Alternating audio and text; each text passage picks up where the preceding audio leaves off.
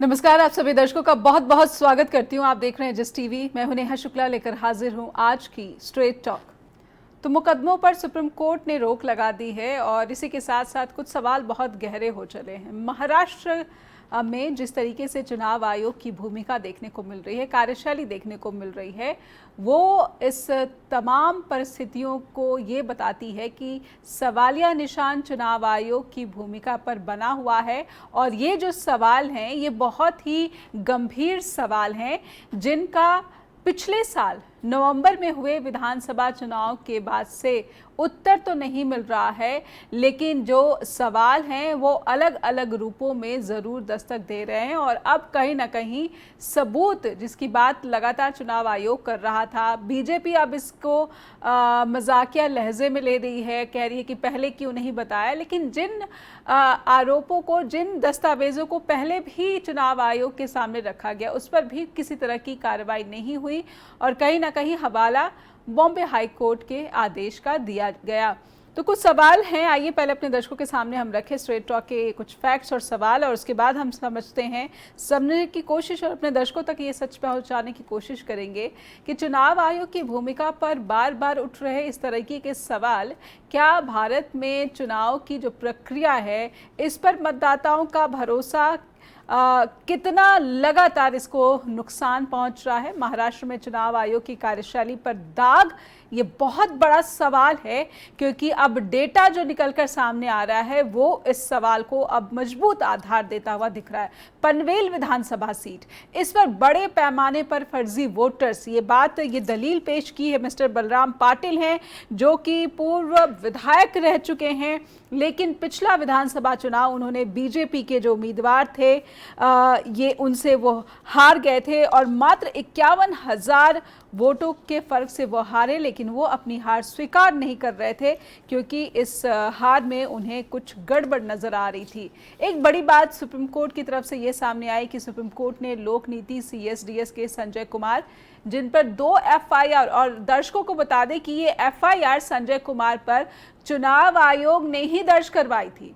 इसीलिए supreme Court ने ना सिर्फ संजय कुमार के खिलाफ दर्ज मामलों पर रोक लगाई है, बल्कि महाराष्ट्र सरकार, बीजेपी और EC चुनाव आयोग को भी नोटिस थमाया है। सुप्रीम कोर्ट ने नागपुर, नासिक में दर्ज मामलों पर रोक लगा दी है। चुनाव आयोग और महाराष्ट्र सरकार को नोटिस, बीजेपी को नोटिस, सोशल मीडिया के डिलीटेड पोस्ट पर एक्शन।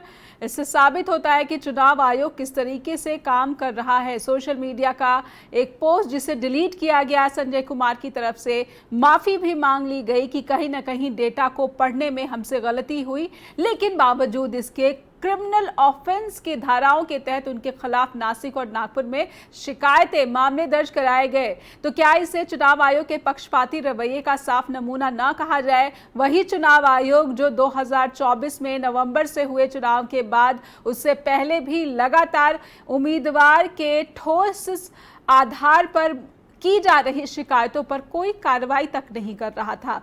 और यहाँ पर एक सोशल मीडिया पर किए गए पोस्ट जिसे डिलीट करके माफ़ी सार्वजनिक रूप से मांग ली गई, लेकिन फिर भी FIR दर्ज हो जाती है। तो तमाम घटनाक्रम क्या कहते हैं? क्या ये कहते हैं कि चुनाव के प्रति वोटर्स का जो भरोसा है वो इससे मजबूत हो रहा है? क्या आप दर्शक ये मानते हैं कि ये भरोसा कहीं ना कहीं और लगातार डगमगाने लगा है, और ऐसे में क्या मुख्य चुनाव आयुक्त को इस्तीफा दे देना चाहिए? आज हम यही समझने की कोशिश करेंगे स्ट्रेट टॉक के जरिए। आइए स्वागत कर लेते हैं, हमारे साथ जुड़ चुके हैं महाराष्ट्र से वरिष्ठ पत्रकार अभय कुमार दानगे जी हैं, संदीप चौधरी है पॉलिटिकल एनालिस्ट, और कानूनी मामलों की समझ रखने वाली रूपा सोनी भी हमारे साथ जुड़ चुकी है। और दर्शकों को जानकारी दे दें कि हेमंत कुमार वरिष्ठ पत्रकार पटना से भी जुड़ेंगे, जो लगातार चुनाव आयोग की कार्यशैली और इन खबरों पर अपनी पैनी नज़र बनाए रखे हुए हैं। बहुत बहुत स्वागत करती हूँ आप सभी का। अभय सर, शुरुआत में आपसे करना चाहती हूँ, संजय कुमार को राहत, संजय कुमार जिन्होंने ये ट्वीट किया था कि किस तरीके से नागपुर और नासिक में जो वोट्स हैं, जो वोटर हैं, उनकी संख्या में एक रिकॉर्ड जो है गिरावट हुई है, बढ़ोतरी नहीं।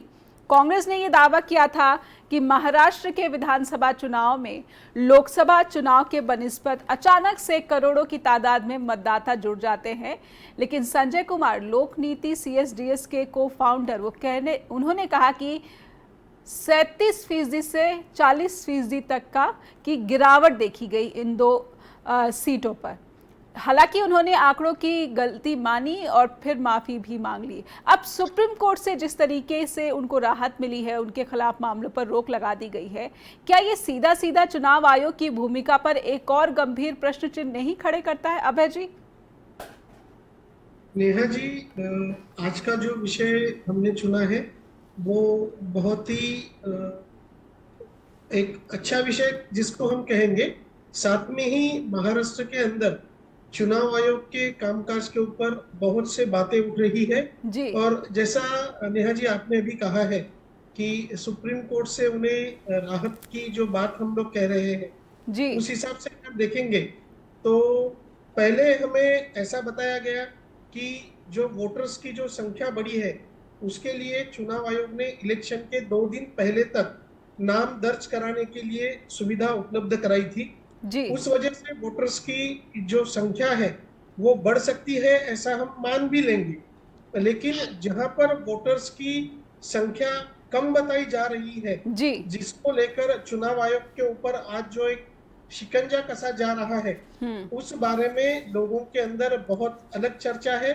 और जी मेन बात अगर हम कहे तो इसके अंदर चुनाव आयोग के ऊपर से जो विश्वास है वो दिन ब दिन कम होते जा रहा है। जी नेहा जी, बिल्कुल। तो विश्वास कम होता जा रहा है। अब आप क्या देख रहे हैं? अब जो सुप्रीम कोर्ट ने नोटिस जारी किया है चुनाव आयोग को और बीजेपी को, लेकिन मुख्यमंत्री फडणवीस तो कह रहे हैं कि राहुल गांधी झूठ बोलते हैं और राहुल गांधी की झूठ की नैया पर अब ये जो महानुभव है बलराम पाटिल, जो कि PWD ये प्रशांत एंड वर्कर्स पार्टी के पूर्व विधायक रह चुके हैं, इन्होंने अकेले डाटा जो जितना उन्होंने इकट्ठा किया उस पर स्टडी किया, अपना एनालाइज किया और उसके बाद इस आधार पर शिकायत की। तो अब ये सीएम फडणवीस जिस तरीके की प्रतिक्रिया दे रहे हैं, क्या ये प्रभावित भी करेगा जो मतदाता है या फिर महाराष्ट्र की जनता?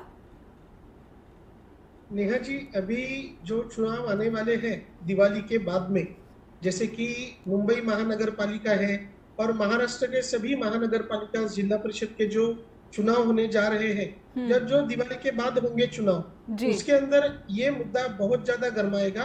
क्योंकि इस मुद्दे के ऊपर वोटर्स जो है ये बारी सोच समझकर वोट करेंगे। लेकिन अगर वो वोट भी करते हैं तो उनका वोट सही जगह पे जाएगा या नहीं जाएगा, ऐसी भी लोगों के अंदर कुछ उनको शंकाएं उपस्थित करते हैं और शंका उपस्थित होने के जैसा वातावरण दिख रहा है। लेकिन अगर हम कायदे के ऊपर अगर भरोसा रखे, लॉ एंड ऑर्डर के ऊपर अगर हम भरोसा रखे, तो उस तरह से काम सुप्रीम कोर्ट की तरफ से हो रहा है। कम से कम सुप्रीम कोर्ट का जो डर है वो सभी पार्टियों को, सभी नेताओं को और सभी जनताओं को भी है, ऐसा हम दावे के साथ कह सकते हैं। जी चलिए, सुप्रीम कोर्ट ने न्याय किया है या फिर ये जो राहत दी है, ये बातें तो होती ही रहेंगी, लेकिन कहीं ना कहीं महाराष्ट्र में जिस तरीके से ये खेल हो रहा है कथित रूप से, पहले हमने देखा कि महाराष्ट्र में किस तरीके से जोड़ तोड़ करके सरकार बनाई गई और वो सरकार तमाम याचिकाओं के बावजूद जो है अपना पूरा टर्म खत्म करती है, उसके बाद चुनाव होते हैं और उन चुनाव पर भी इस तरह की धांधली, जिसमें बीजेपी के आदेश के तहत चुनाव आयोग की कार्यप्रणाली का इस तरह के आरोप लगते हैं, तो कहीं ना कहीं मतदाता क्या निराश नहीं होता? ये सवाल जो है ये लगातार पूछे जाएंगे महाराष्ट्र के वोटर से, महाराष्ट्र की पब्लिक से। एक छोटा सा ब्रेक लूंगी मैं अभय जी, उसके बाद लौटते हैं। हमारे साथ संदीप जी भी जुड़े हुए हैं, रूपा जी भी जुड़ी हुई हैं। इस बातचीत को आगे बढ़ाएंगे और समझने की कोशिश करेंगे कि महाराष्ट्र घूम फिर कर सुई जो है महाराष्ट्र में कैसे पहुंच जाती है, वहां पर कैसे, क्या महाराष्ट्र बीजेपी के लिए कथित रूप से तमाम जो है आरोप हैं, लेकिन फिर भी चुनाव आयोग अगर इन आरोपों की जांच की बजाय ये कहता है कि अलग अलग नियमों का हवाला देता है कि हम मजबूर नहीं है इस तरह के जो जानकारियां हैं वो सार्वजनिक करने के लिए या फिर शिकायतों पर एक टाइम बाउंड एक्शन के लिए, तो फिर इससे क्या संदेश जाता है चुनाव आयोग की निष्पक्षता पर? एक ब्रेक के बाद हाजिर होते हैं स्ट्रेट टॉक के साथ। ब्रेक के बाद सभी दर्शकों का बहुत बहुत स्वागत है और सीधे चलते हैं रूपा जी के पास। रूपा जी, एक सवाल है जिसका उत्तर मैं चाहती हूं कि आपकी मदद से हमारे दर्शकों तक पहुंचाई जाए। ये जिस सीट की पनवेल की बात कर रही थी मैं, अभय जी से जानकारी लेने की कोशिश कर रही थी, अपने दर्शकों तक पहुँचाने की कोशिश कर रही थी। इसी सीट से संबंधित एक सवाल है कि जब माननीय बलराम पाटिल ये चुनाव की घोषणा से पहले ही अनाउंस करते हैं, जब चुनाव की घोषणा नहीं हुई थी तब इन्होंने एसडीओ जो कि आरओ भी होता है उससे शिकायत की थी, लेकिन उस शिकायत का तो कुछ नहीं हुआ, उसे इररिलेवेंट बताया गया। और फिर जब वो हाईकोर्ट पहुंच गए, मिस्टर पाटिल हाईकोर्ट पहुंच गए, तब भी ये कहा गया कि ये नहीं जानकारी इस तरह के मैनर को हम नहीं कर सकते क्योंकि बॉम्बे हाई कोर्ट के ही फैसले का उन्होंने हवाला दिया है। तो ये एसडीओ जो कि आरओ इस तरीके के खुद अपने बूते पर किसी पूर्व विधायक या फिर चुनाव में उतरने वाले उम्मीदवार की शिकायत पर स्वतः फैसला ले सकते हैं, स्वतः इस तरह की शिकायतों को अनदेखा कर सकते हैं कि नहीं, इस शिकायत पर कोई कार्रवाई नहीं हो सकती? कानून क्या कहता है, चुनाव आयोग जिसके तहत काम करता है? जी मैम, जो हम आज डिस्कशन कर रहे हैं वो चुनाव आयोग जो है, ये आर्टिकल 324 के अंतर्गत इट्स अ पब्लिक इंस्टीट्यूशन जो फॉर्म होता है and the president of India उसको फॉर्म करते हैं एक कमेटी की रिकमेंडेशन के बाद, और उस कमेटी के पार्ट होते हैं prime minister and all the important people of the country. जी, तो जैसे आपने मिस्टर बलराम की बात करी थी अभी, तो सुओ मोटो कॉग्निजेंस जो है, हाई कोर्ट के पास वो पावर नहीं होती कि वो सुओ मोटो कॉग्निजेंस ले किसी भी चीज का। सुप्रीम कोर्ट के पास वो पावर रहती है, और अगर उसके पास पर मैम इस मामले में तो बॉम्बे हाई कोर्ट ने निर्देश दिए थे कि आप बलराम पाटिल की शिकायत पर एक्शन लें, लेकिन फिर बॉम्बे हाई कोर्ट के आदेश को भी अनदेखा किया गया, हवाला दिया गया कि बॉम्बे हाई कोर्ट का एक अन्य फैसला है जिसके तहत हम ये कार्रवाई करने के लिए बाध्य नहीं है। तो इस तरीके के कानूनी बाधाओं या फिर कह सकते हैं कि कानूनी शील्ड का सहारा लेती है चुनाव आयोग। ये आप कह सकती हैं कि इस तरह से चुनाव आयोग की भूमिका और संदिग्ध हो जाती है कि हाईकोर्ट के आदेश की भी पालना करने में चुनाव आयोग अपने आप को किनारा कर सकता है।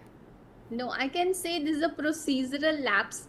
हमारी कंट्री में जैसे कॉन्स्टिट्यूशन में हमें बोला गया है कि supreme court is the supreme power and we can not ignore its directions and orders anywhere in the country. तो अगर हमारे पास वो लैप्सेस के हमारे पास अभी एग्जांपल्स आ रहे हैं, आई कैन क्लियरली से it's a procedural lapse. And जैसे कि इलेक्शन कमीशन का तो बहुत ही क्वेश्चनेबल है अभी कंडक्ट।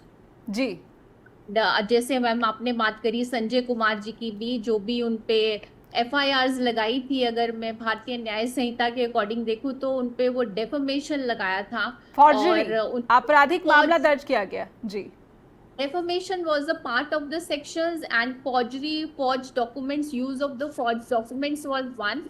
तो मतलब ऐसे उनपे वो सेक्शंस लगाए गए थे भारतीय न्याय संहिता के, जो भी कहीं पर भी जस्टिफाइबल नहीं होते थे। And that was a big question Maharashtra government के सामने कि जो भी न्यू वोटर्स को लिस्ट करा है वो सब 18 साल से ज्यादा कैसे हैं। It's a big logical question.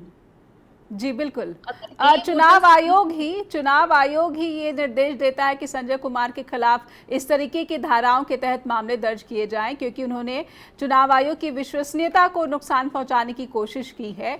कहीं ना कहीं डिफेमेशन अगर हम देखें तो ये इसी के तहत, अगर मैं कानून को समझ पा रही हूँ कि जिन धाराओं के तहत संजय कुमार को बुक किया गया था, एफआईआर दर्ज की गई थी, तो डेफेमेशन जो है ये यही कहता है कि वो चुनाव आयोग की विश्वसनीयता को या फिर उसकी साख को नुकसान पहुंचाने की कोशिश कर रहे थे। ऑफ कोर्स मैम, ये तो उन्होंने लगाया था उनपे, जिसपे सुप्रीम कोर्ट ने स्टे दिया है and that was under section 356 of the भारतीय न्याय संहिता, जिसपे स्टे उनको मिल गया। एंड अगेन दैट्स वो जैसे उन्होंने ट्वीट किया और उसको फिर निकाल लिया, that's again high threat to the freedom of speech and expression, जो कि महाराष्ट्र में केस हुआ था ma'am, Shreya Singhal versus union of India, आपको याद होगा। जी। ये 2015 की बात है, शायद वो भी लैंडमार्क जजमेंट थी, जिसमें कि section 66A of the information technology act को ही निकाल दिया गया था तब से, क्योंकि 2 टीनेजर गर्ल्स ने बोला था कि ये ठीक नहीं हो रहा, that's a loss of economy when Bala Saheb Thackeray was ji not there. बिल्कुल बिल्कुल। मैं संदीप जी से समझ, संदीप जी, अभय जी की बात भी आपने सुन ली कि अब तो चुनाव पर असर ज़रूर पड़ेगा। रूपा जी की भी बात सुन ली कि डिफेमेशन क्या है, फॉर्जरी रिलेटेड ऑफेंसेस की जिन धाराओं के तहत संजय कुमार के खिलाफ मामले दर्ज हुए थे वो किस तरीके की गंभीर धाराएं हैं। तो चुनाव आयोग इस तरीके से एक्टिव है कि एक डिलीटेड पोस्ट के बावजूद वो इतना गंभीर है अपनी साख को लेकर कि वो चाहता है कि इतनी गंभीर धाराओं में संजय कुमार के खिलाफ कार्रवाई की जाए, कानूनी कार्रवाई की जाए। और ये सीधा सीधा संजय कुमार ने अपनी दलील में सुप्रीम कोर्ट में कहा कि ये तो freedom of speech, free speech पर सीधा सीधा प्रहार है। तो चुनाव आयोग क्या फ्री स्पीच के खिलाफ भी काम करता हुआ दिख रहा है? अभी तक तो वो वोटर लिस्ट की रिगिंग के गंभीर सवालों से जूझता हुआ दिख रहा था और चुनाव आयोग अब फ्री स्पीच के पीछे भी पड़ गया है। चुनाव आयोग चाहता ही नहीं कि उससे जुड़ी तमाम जो चिंताएं हैं, जो जानकारियां मतदाताओं में शेयर की जानी चाहिए, वो शेयर अपने आप को किसी भी नियम के तहत क्या चुनाव आयोग यहां पर बाध्य पाता है? मतदाताओं के प्रति, वोटर्स के प्रति क्या किसी तरह की जवाबदेही दर्शाता है चुनाव आयोग?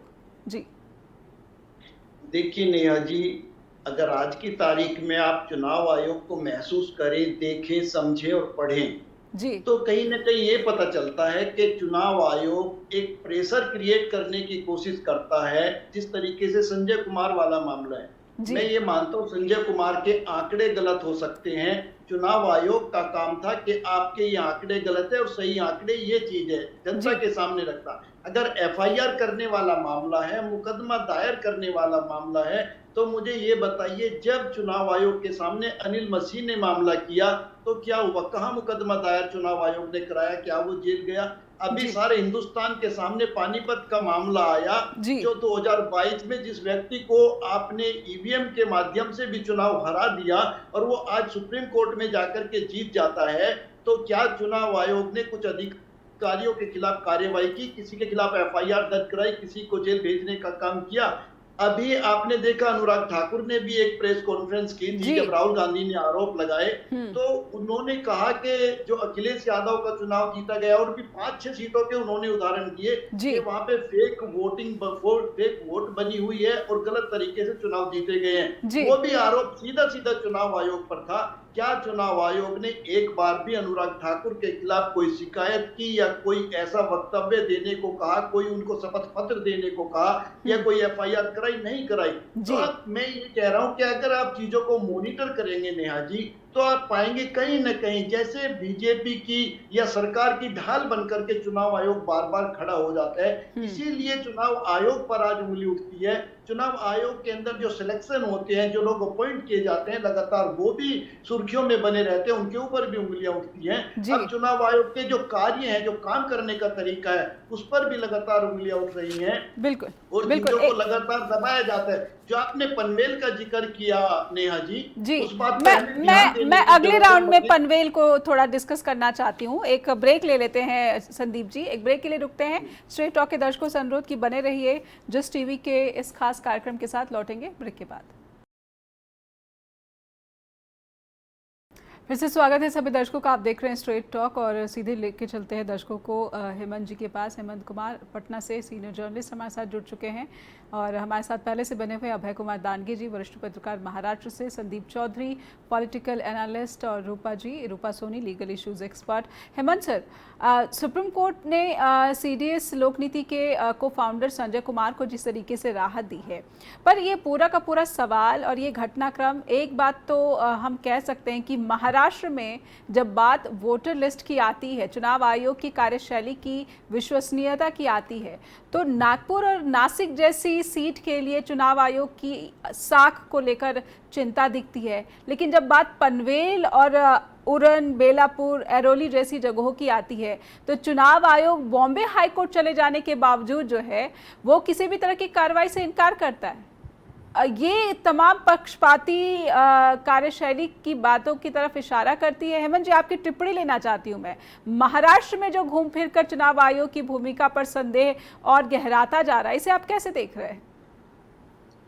जी धन्यवाद। जी अभी जो कुछ हो रहा है उसको मैं बिहार के का मामला सामने रख करके बताना चाहता हूँ जी कि जो एसआईआर है उसको लेकर के जो देश का चुनाव आयोग है और जो उसके मुखिया हैं ज्ञानेश कुमार, जी इन दोनों की साख जो है आज सबसे ज्यादा गर्त में मैं कहता हूँ कि है। और इस यह कहने की वजह यह है कि एक तो इन चीजों को लेकर के जो सवाल खड़े किए गए, जो रिपोर्ट आई बिल्कुल तथ्यों के साथ प्रमाणिक रिपोर्ट, जी उन रिपोर्ट के आधार पर चुनाव आयोग ने क्या कार्रवाई की, कोई ऐसी कार्रवाई हुई क्या? बल्कि जिन लोगों ने रिपोर्ट की उसमें से जो सबसे महत्वपूर्ण नाम है अजीत अंजुम, उनके खिलाफ मुकदमा हो गया और आपने मुकदमा होने के बाद उनको नोटिस मिल गया है। जी सवाल उठता है कि आपके सामने अगर कोई तथ्य सामने आता है तो उन तथ्यों की जांच करके उस पर कार्रवाई आप करें। उसके बदले हुआ क्या कि बिहार में एसआईआर के नाम पर जितना कुछ हुआ, जितनी धांधली हुई और जितनी अंधेरगर्दी मैं कहता हूं कि हुई है, जो अब सामने आ रहा है, एक 3 विधानसभा क्षेत्रों की रिपोर्ट है कि 80,000 लोग उसमें फर्जी पतों पर दर्ज किए गए, उसमें 5-5, 700 लोग एक फर्जी पते पर दर्ज किए गए। इन मसलों पर क्या चुनाव आयोग ने कोई कार्रवाई की? अब तक कहीं ये हुआ कि जो लोग दोषी हैं उन पर कार्रवाई हो? इस तरह की जो गलतियां हुई है, और यह गलती जो है उसको आप देखें तो महाराष्ट्र, दिल्ली और ये इन तमाम राज्यों में जो चुनाव हुए, उन राज्यों की क्रोनोलॉजी से आप जोड़ कर देखें तो लगता है कि जैसे कि एक पूरा सिस्टम इस तरह का काम कर रहा है कि एक पते पर 500-600 लोग दर्ज हो रहे हैं और फर्जी पते पर लोग दर्ज हो रहे हैं।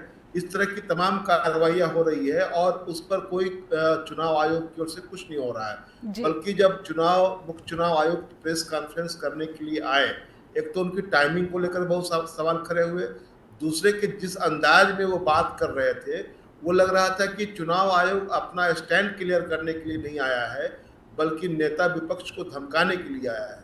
तो ये जो पूरा रवैया है, ये जो पूरा इनका जो रुख सामने आया है, उससे ये साबित हो रहा है कि इनको साख बचाने के चक्कर में ये कोई भी तथ्य उसको देखना नहीं चाहते हैं, उन तथ्यों के आधार पर कोई कार्रवाई नहीं होने देना चाहते हैं। कोई विश्वसनीयता तो छोड़ दीजिए, कोई पारदर्शी ये तरीका नहीं लेकर के आते हैं कि नहीं हम जो आपकी शिकायत है या कोई रिपोर्ट आई है उसकी हम बहुत ही विश्वसनीय ढंग से जांच कर रहे हैं, उस पर कार्रवाई होगी। ये जो चुनाव आयोग का जो पूरा एक तरह से रवैया है उससे साफ साफ जाहिर होता है कि इन सवालों को आप दफन कर देना चाहते हैं, इसीलिए आप मुकदमे करवा रहे हैं और लोगों को ये धमकी दे रहे हैं। संजय कुमार वाले मामले में तो खासकर जब उन्होंने एपोलाइज कर लिया हुआ था तो इसमें एफआईआर करवाने की क्या जरूरत थी? कोई जरूरत नहीं थी उस तरह की। तो ये पूरा एक तरह से चुनाव आयोग अपने आजादी के बाद मैं समझता हूँ कि चुनाव आयोग पर सबसे ज्यादा सवालिया निशान लग रहे हैं। एक सवाल मैं करना चाहूंगी कि क्या चुनाव आयोग फ्री स्पीच के खिलाफ काम करता दिखता है संजय कुमार के मामले में अगर कहा जाए? बिल्कुल, ये उसके खिलाफ काम करते हुए साफ साफ दिखाई दे रहा है, इससे मैं बिल्कुल सहमत हूँ। क्योंकि जो इस तरह के एक तो संजय कुमार जो है वो जो उनका रेपुटेशन है उसके आधार पर भी मैं कह रहा हूँ कि आपको कंसीडर करना चाहिए था कि इस तरह की कोई गलती अगर हो रही है तो उसको उसके पूरे पर्सपेक्टिव को देख करके आपको तय करना चाहिए कि हमको क्या करना है। लेकिन आप एक तरह से डंडा लेकर के चला रहे हैं और सबको डराने की कोशिश कर रहे हैं। मैं ये समझता हूँ कि डराने की कार्रवाई है। जिस तरह से सरकारें कर रही हैं, भाजपा की सरकारें, चाहे वो केंद्र की सरकार हो या राज्यों में उनकी सरकारें हो, वो जिस तरह से पत्रकारों को डरा रहे हैं, दूसरे स्वतंत्र विचारकों को डरा रहे हैं, उसी तरह इस तरह के लोगों को भी, जो लोग किसी तरह के कॉलोनिस्ट है या कोई डेटा पर काम करने वाले लोग हैं, उनको एक तरह से डराने की पूरी कार्रवाई कर रहे हैं। मैं आपके ही शो में प्यारेलाल गर्ग जी का मैंने सुना था कि जब उन्होंने ये बात कही कि ये पूरा जो बिहार में जो एसआईआर हुआ है और जो डेटा उन्होंने जारी किया है वो कोई भी डेटा साइंटिस्ट उसको समझने को उसकी समझ से परे है कि अचानक ऐसा डेटा कहाँ से आ गया इनके पास। जी ये जो जी संदेह की सुई उधर गई उसमें साफ साफ ये दिखाई दिया कि ये पहले से तैयार हुआ था, क्योंकि जनवरी 2025 में जो इन्होंने समरी रिवीजन के बाद जो फाइनल पब्लिकेशन किया था जी उसके आधार पर इन्होंने तैयार करके रखा था, और जैसे ही डेट खत्म हुआ फटाफट ये डेटा डालना शुरू कर दिया इन्होंने। तो ये संदिग्ध तो पूरा आचरण और कार्रवाई चुनाव आयोग का है, जी दूसरी जी। तरफ आप लोगों को आप डराने और धमकाने की कार्रवाई कर रहे हैं। तो फ्री स्पीच के साथ साथ एक कॉन्स्पिरेसी भी अब हेमंत जी कह रहे हैं। अब सर ऐसे में मैं समझना चाहती हूँ कि महाराष्ट्र तो एक ऐसी ज़मीन है, भूमि है जहाँ पर सीधा सीधा जो मतदाता है अपने अधिकारों के प्रति काफ़ी सजग दिखता है। महाराष्ट्र चुनाव के समय भी मुझे याद है कि मतदान केंद्रों, बूथों के पास काफ़ी लोग इकट्ठा होते थे। कुछ ऐसी तस्वीरें भी आई थी कि पूरे के पूरे गांव के लोग खड़े हो गए थे कि हमने जिस तरीके की वोटिंग की है नतीजे उसके बिल्कुल विपरीत हैं। तो अभय जी, क्या इन संदेशों को किसी तरीके से दबा दिया गया और अब जो डेटा निकल कर आ रहा है एक बार फिर से ये चिंगारी जो है भड़क सकती है? नेहा जी, आपने जो बात कही है वो बिल्कुल सही है। कहीं ग्रामीण भागों में, कहीं गांव के इलाकों में ऐसा देखा गया।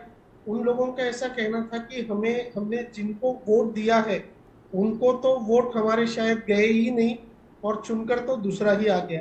जी, लेकिन इस चर्चा को बाद में मैं थोड़ा पनवेल वाली सीट पर समझना चाहती हूँ। बीजेपी के प्रशांत ठाकुर जीत गए 51,091 51,091 वोट्स के फर्क से जीते। क्या इस जीत को आप इस पर सरप्राइज हुए थे या फिर आप एक पत्रकार होने के नाते आपने इस जीत को कैसे देखा था? देखिए, इस जीत के बारे में तो मीडिया में भी काफी चर्चा हुई है।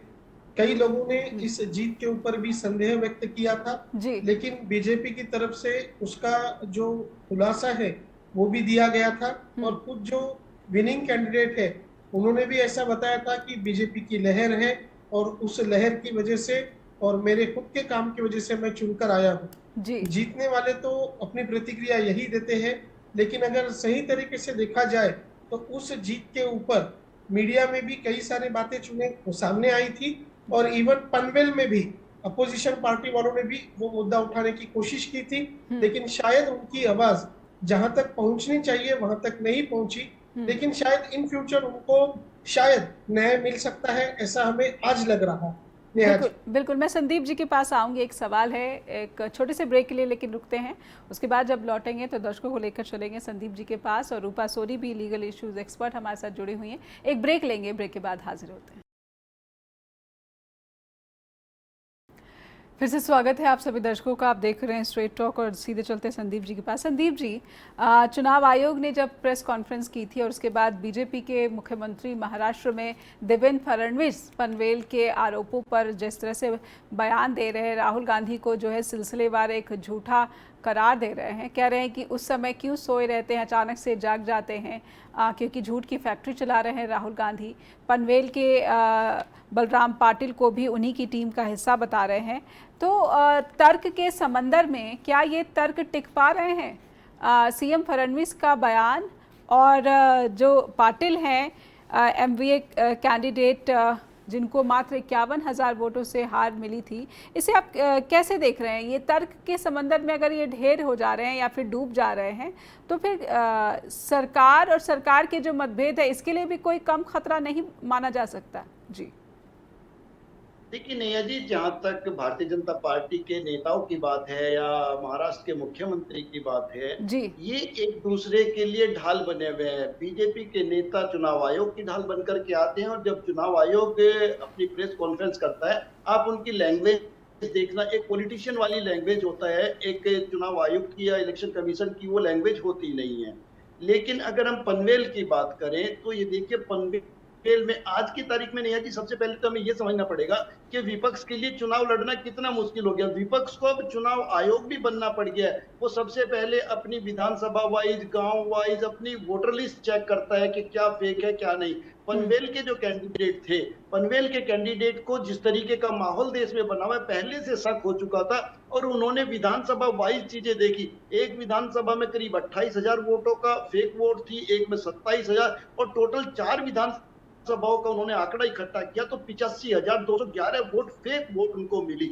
और उन्होंने जब ये चीजें आगे परसू की तो उनको कोर्ट से भी ये वो मिला कि भाई अब तो चुनाव की तारीख डिक्लेयर हो चुकी है, अब इसमें कुछ नहीं हो सकता।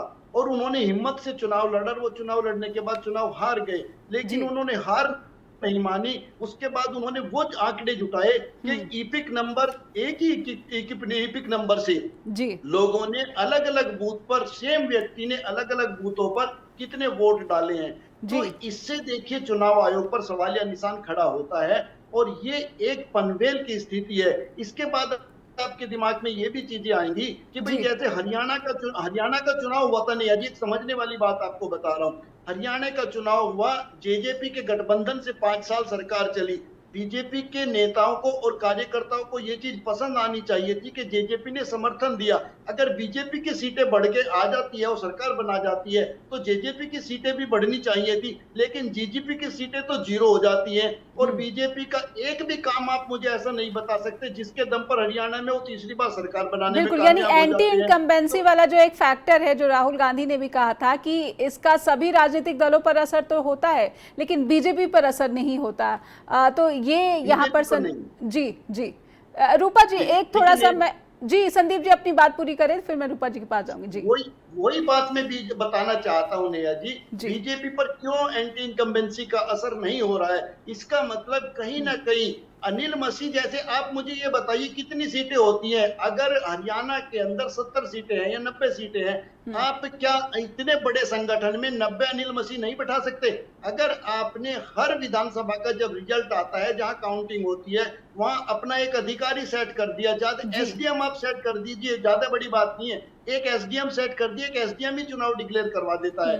तो क्या संदीप जी एक मेरा सवाल है, अगर अदालतें अगर कठोर सजा दे, यही एक रास्ता है कि तमाम जो एसडीओ रैंक के या फिर जो बीएलओ हैं उनमें अगर खौफ है कि अगर आप गलत करेंगे, राहुल गांधी तो सीधे सीधे कानूनी कार्रवाई की धमकी दे रहे हैं कि अगर आप गलत करेंगे, रिटायर भी हो जाएंगे तो हमारी सरकार आएगी तो हम छोड़ेंगे नहीं। तो क्या इसी तरह की कोई जो कठोर सजा आप उम्मीद करते हैं कि बीआरओ, एसडीओ, तमाम जो आरओ, इन सब के लिए चेतावनी के रूप में जरूर आनी चाहिए? नेहा जी देखिए, सजा होनी चाहिए और इस बारे में हमारी जो कानूनी एक्सपर्ट है वो बताएंगी, लेकिन मैं ये मानता हूं आज की तारीख में सरकारों ने जिस तरीके से चुनाव आयोग में अपने लोगों को बैठा दिया है, जिस तरीके से यूनिवर्सिटीज में अपने लोगों को बैठा दिया है, अब यही प्रोसेस कहीं ना कहीं जुडिशरी में भी चल रहा है। आप इस बात से इनकार नहीं कर सकते। और जो लोगों का आज तक जुडिशरी में विश्वास है, कहीं ना कहीं वो विश्वास भी जैसे चुनाव आयोग से हिल गया, जुडिशरी से भी हिलता चला जा रहा है। बिल्कुल रूपा जी, चुनाव आयोग नियमों के तहत काम करे और चुनाव आयोग के साथ तमाम, जैसे दुहाई दिया जाता है कि हमारे पास तो 800 तक सीमित लोगों की एक टीम है, लेकिन चुनाव के टाइम जो है उनको तमाम जो है जो सरकारी पदों पर काम करते हुए कर्मचारी होते हैं वो भी उनके साथ जोड़ दिए जाते हैं। तो क्या संख्या बल की कमी जो दुहाई देते रहते हैं, ये कहीं कहीं आप टिकता है क्या इन आरोपों की जांच में, वो असफल अपने आप को बताती है? और एक मैं ये समझना चाहती हूँ कि जब एसडीओ रैंक का अधिकारी ये कहता है कि वो कार्रवाई नहीं करेगा किसी उम्मीदवार की शिकायत पर, तो क्या वो अपने आप ये डिसीजन ले सकता है या फिर ये जो कमांड है वो सीधे सीधे ऊपर से ही आया होगा, ऐसा कहा जा सकता है? जी ma'am, first I would like to address your first question. आपने बोला कि शायद उनके पास लोगों की कमी है इसलिए ज़्यादा ठीक से काम नहीं हो रहा या प्रोसीजरल लैप्सेस आ रहे हैं। ऐसा कुछ भी ग्राउंड रूट की रियलिटी उसमें दिखती नहीं है, क्योंकि चुनाव आयोग को पूरा हक है कितना भी वो रिक्रूटमेंट कर सकते हैं। And we India as a country has a lot of unemployment और सेकंड, आपने बोला कि एसडीओ जो है, मतलब जो भी कुछ ऐसी पोजीशन होती है उसमें वो अपने आप से डिसीजन नहीं ले पाते हैं कभी भी। तो कुछ भी जैसे कुछ सेंसिटिव मामला इन्वॉल्व रहता है, there are pressures, India being थोड़ा डेमोक्रेटिक कंट्री है और उसमें बहुत कुछ और भी चलता रहता है, सो दे कांट टेक। और मैम, आपने वो जो मिस्टर बलराम पाटिल की बात करी थी, I would like to go on high court के डिसीजन पे, उसमें वो रह गया था। जी जी बिल्कुल बिल्कुल। वो हाई हाई कोर्ट कोर्ट गए थे, रिट पिटीशन डाली थी और उसके बाद बॉम्बे हाई कोर्ट ने उन्हें राहत देते हुए कहा था कि आपकी शिकायत पर एक्शन लेना पड़ेगा। जी बिल्कुल, गाइडलाइंस कोर्ट ने ऐसी दी थी कि इंटरप्रिटेशन जो थी, जो इलेक्शन कमीशन ऑफ इंडिया ने उसको बहुत स्ट्रेंजेंटली मॉनिटर करने के लिए नहीं बोला गया था हाई कोर्ट ने, या कुछ पेनल्टीज नहीं लगाई थी उसमें, और उसको ये नहीं बोला था कि I will come back to it decision and check its implementation. तो वो जो गाइडलाइंस थी बहुत ही जनरल थी और वो कभी इम्प्लीमेंट हो ही नहीं सकी। तो मैं यहाँ पे बोल सकती हूँ लैक ऑफ द इन्फोर्समेंट और lack of the high court तो गाइडलाइंस। थोड़ा सा आप जो है यहाँ पर स्ट्रिक्ट गाइडलाइंस की उम्मीद करती हैं कि अगर चुनाव आयोग की जवाबदेही तय होनी चाहिए तो इसके लिए स्ट्रिक्ट गाइडलाइंस की ज़रूरत है। हेमंत सर, मैं आपसे समझना चाहती हूँ क्योंकि समय समाप्त हो रहा है, लेकिन मैं जानना चाहती हूँ कि इस पूरे परिदृश्य में आप देख रहे हैं कि बिहार में जो एसआईआर की लड़ाई है उसमें मतदाता जीतते हुए नजर आते हैं। 65 लाख मतदाता जिनको डिलीट किया गया, अभी जो ड्राफ्ट वोटर लिस्ट सामने आई है, लेकिन उसमें जो आपत्तियां जिस नंबर में सामने आई हैं वो भी चिंता का कारण है। 65 लाख में मात्र 1.25 लाख या फिर 1.5 लाख, यही मुझे याद, अगर मुझे आप ठीक कर सके, कि इन्हीं लोगों ने जो है आपत्तियां दर्ज कराई। जी अनम्यूट कर ले सर। जी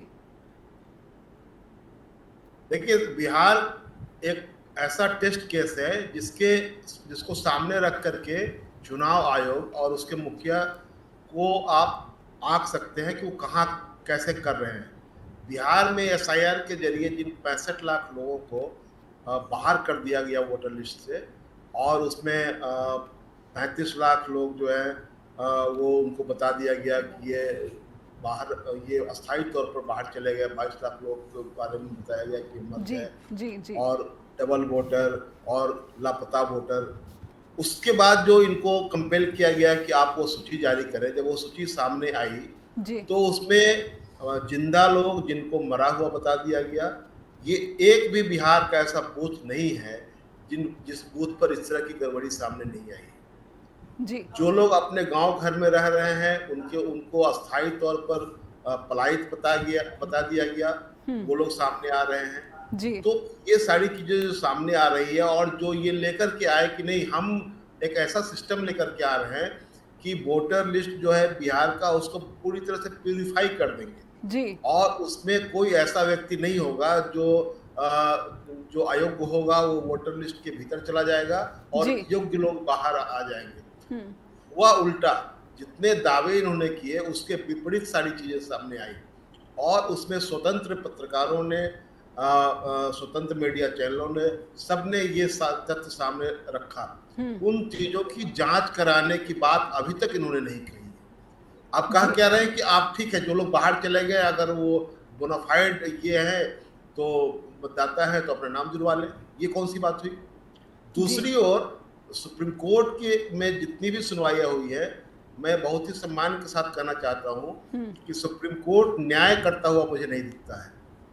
मैं ये कह रहा हूं कि मैं पंच परमेश्वर की कहानी की ये वाक्य दोहराना चाहता हूं कि क्या बिगाड़ के डर से जज साहब ईमान की बात नहीं करेंगे।